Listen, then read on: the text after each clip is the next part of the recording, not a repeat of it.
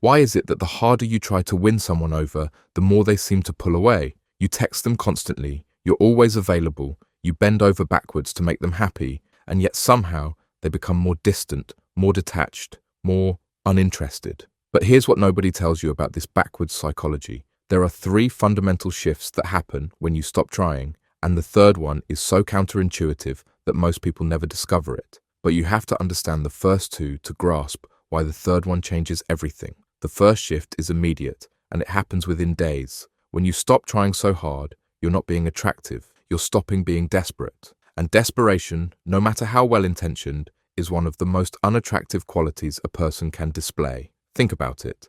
When someone is constantly available, always eager to please, never challenging, never mysterious, what's left to discover, what's left to chase? You've turned yourself into emotional fast food, easy to get, predictable, and ultimately unsatisfying. But when you stop trying so hard, when you pull back and create space, something fascinating happens in their mind. You become interesting again. You become a challenge. You become someone worth pursuing. But there's a problem with this first shift that most people don't realize, and it's why many fail at this approach entirely. The problem is that stopping trying only works if you understand the second shift. And this second shift is about creating what I call emotional investment. Let me ask you something. When was the last time you felt truly excited about something that was handed to you on a silver platter? When was the last time you felt passionate about something that required no effort, no investment, no chase? Probably never. Here's what's really happening in their psychology. We value what we have to work for. We desire what we can't easily obtain. We want what we can't completely have. When you're always there, always available, always trying, you've removed the element of pursuit from the equation. And without pursuit, there's no excitement, no tension, no desire. But the second shift goes deeper than just being less available. The second shift is about making them emotionally invested in the outcome of getting your attention. Think about the people who have captivated you most in your life. Were they the ones who were always available, always agreeable, always trying to win your favor? Or were they the ones who had their own thing going on, who challenged you, who made you work a little bit to earn their attention and respect? When you stop trying, you're not giving up. You're reclaiming your power. You're saying, I'm valuable enough that I don't need to chase after someone's attention. You're demonstrating that you have a life, interests, goals, and priorities that exist independently of their approval or affection. This creates investment because they start to wonder what you're doing, who you're with, what's occupying your thoughts that's more important than them. But here's where most people mess this up. They think the second shift is enough. They pull back, create some mystery, and expect everything to change. But there's a third shift that's so powerful, it literally rewrites the entire dynamic of your relationship. And this third shift only works if you've mastered the first 2. The third shift is about creating what I call interdependent value loops. Each interaction you have with them becomes worthless unless they engage with the next one. Let me explain what this looks like in practice, because this is where the real magic happens. When you stop trying, you don't just become less available. You become selectively available. You give them pieces of yourself, glimpses of your world, moments of connection, but each piece is incomplete without the next. You share a story, but leave out the ending. You mention an experience, but don't explain its significance. You create moments where they feel like they're getting to know the real you, but they always need just one more conversation to complete the picture. This isn't manipulation. This is understanding how human psychology actually works. We're wired to complete patterns, to solve puzzles, to finish stories.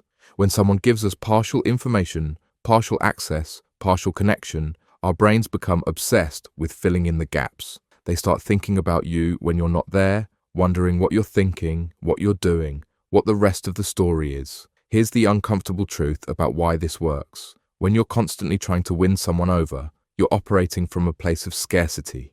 You're acting like they're your only option, like you need them more than they need you, like you're lucky to have their attention at all. You give them everything all at once. Your thoughts, your feelings, your availability, your stories, your vulnerabilities. There's nothing left to discover.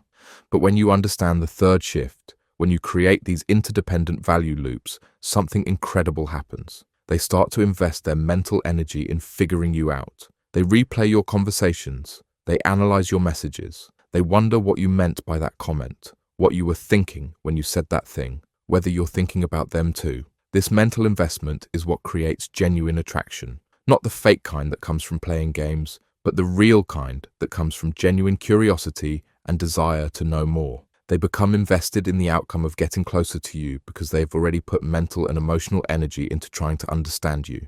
But here's what stopping trying actually looks like when you apply all three shifts. It doesn't mean being cold or distant or cruel. It means having boundaries. It means not always being the first to text. It means having plans that don't revolve around them. It means being genuinely busy with your own life, your own goals, your own interests.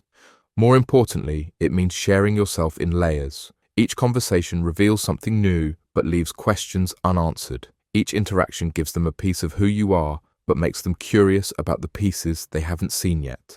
Each time you connect, they feel like they're getting closer to understanding you, but they're never quite there. The irony is that the very behaviors that feel like love, care, and dedication are often the ones that kill attraction. Constant availability feels like clinginess. Always agreeing feels like you have no backbone. Constantly trying to please feels like you have no sense of self. These behaviors don't demonstrate love, they demonstrate insecurity. When you stop trying so hard, you give the other person space to miss you. You give them space to wonder about you.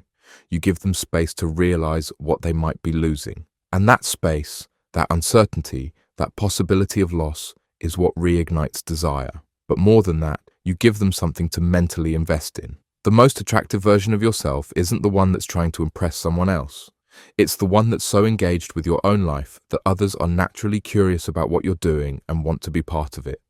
It's the version that doesn't need anyone's approval to feel complete, but would welcome the right person into an already fulfilling life. But remember, each of these three shifts is worthless without the others. You can't just pull back without creating investment. You can't create investment without understanding the psychology of value. And you can't create interdependent value loops without genuinely having a life worth being curious about. So stop trying so hard. Stop being so available. Stop making someone else the center of your universe. Instead, make yourself the center of your own universe. Pursue your passions, build your career, nurture your friendships, develop your interests, but do it strategically. Share pieces of this journey. Let them see glimpses of who you're becoming. Make them wonder what else there is to discover. The paradox of attraction is this: the less you need someone, the more they want you. The less you try to impress them, the more impressed they become. The less available you are, the more they want your availability. This isn't a game, it's just human nature.